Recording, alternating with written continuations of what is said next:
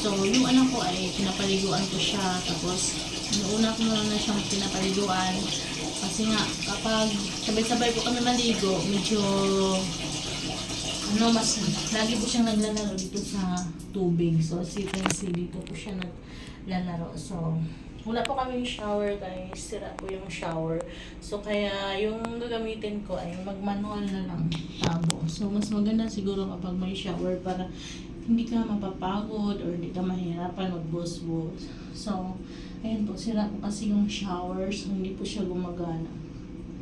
So, as you can see guys, yung tabo namin is plastic ng soft drinks. So, nasira kasi yung tabo. Kumbaga, parang naano po siya, nabiak.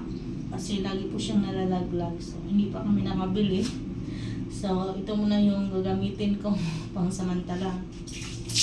So, bago maligo, maglinis-linis muna ako dito sa CR.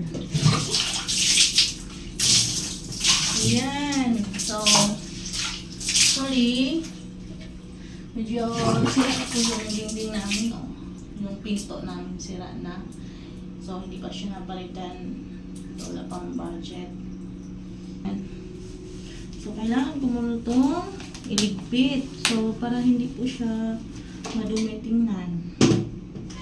Ayan po, so you can see may shampoo naman nagkalat dito. So, i-arrange muna natin. Ito may sabon pa pala. So, itong daming basura. So, need ko itong itapon. Ayan. So, meron din basura na naman. Ayan ako. So, maganda talaga pag malinis yung CR para fresh. Para fresh po siya tingnan, diba? So, ayan. Dami mga plastic nakalagay. Diyan muna. So, mamaya itatapon ko to. So, meron din namang buhok dito, guys. So, kailangan natin linisan yung CR para hindi po siya baso. So, ito shampoo ng anak ko. Naubos na.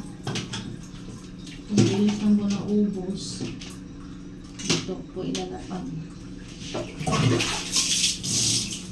Yung mga damit pa dito guys. Oh. Ay, yung damit ng anak ko to eh. Ito, damit to ng anak ko. So, bago tayo magligo, sabunan ko muna yung kamay kasi nga maghilamos ako sa akong mukha.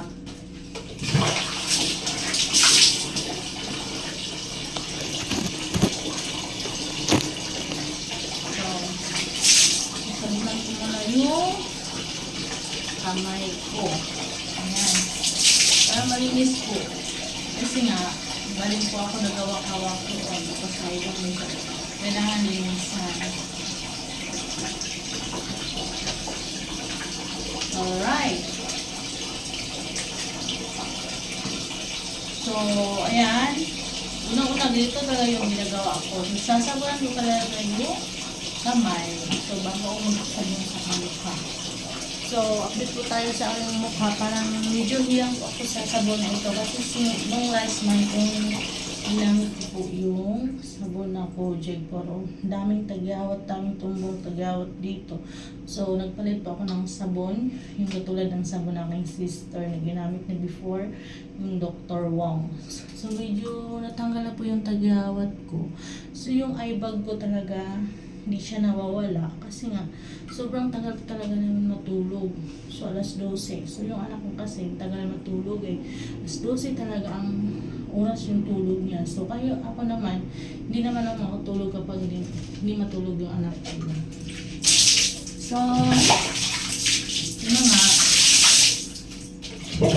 Bukanaw na natin yung kamay.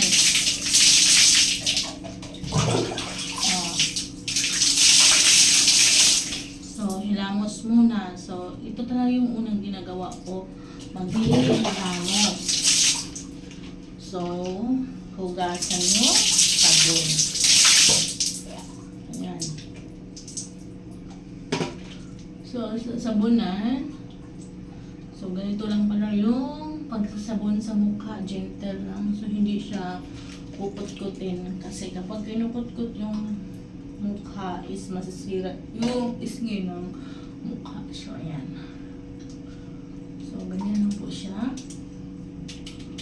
Pag tamang pagsasabon. Shampoo. So, ito trabaho maligo. Shampoo. So, yung hair ko, sobrang pangit. So, hindi ko pantay yung pagka-gupit. So, dati kasi, letter B yung hair ko. Tapos, pinutulan ng sister ko. So, napakapangit. Ang tagal lumago. So, yun nga. Tagal talaga lumago. Napakapangit ng estilo.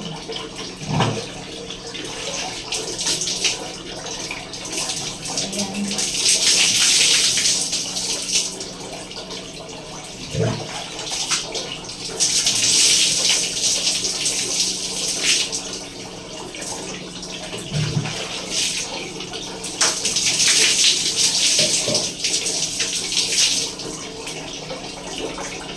So, shampooan ko na ang aking buhok. Grabe ang hanghang ko.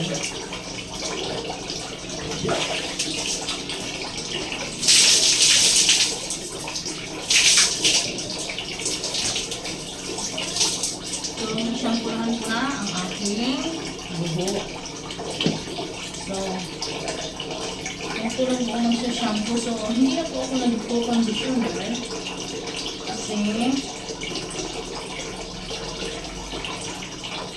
hindi na po ako nakabili. Matagal na po.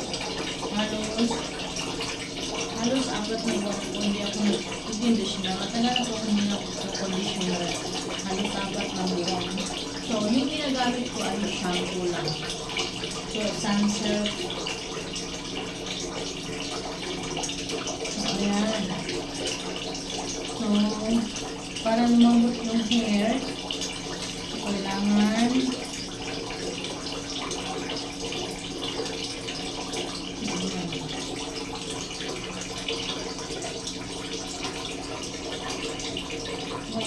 ang anghang ng sabon.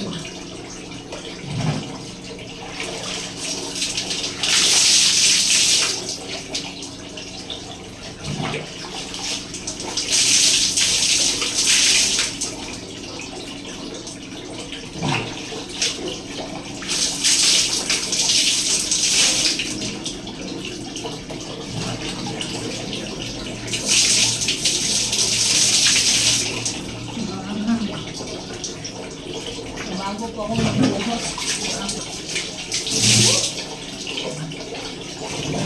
So, babanawan ko muna yung hair ko. Ayan.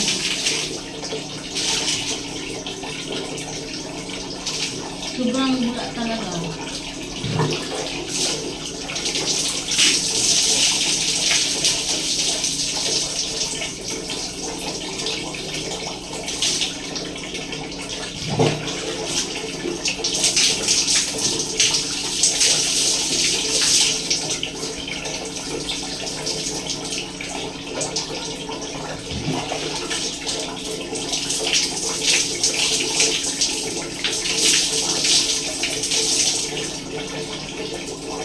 So, ayan.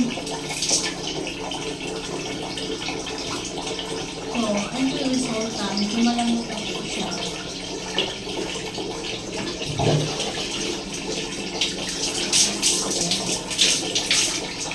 Maganda mag-toothbrush. Hindi na rin pala ako mag-toothbrush.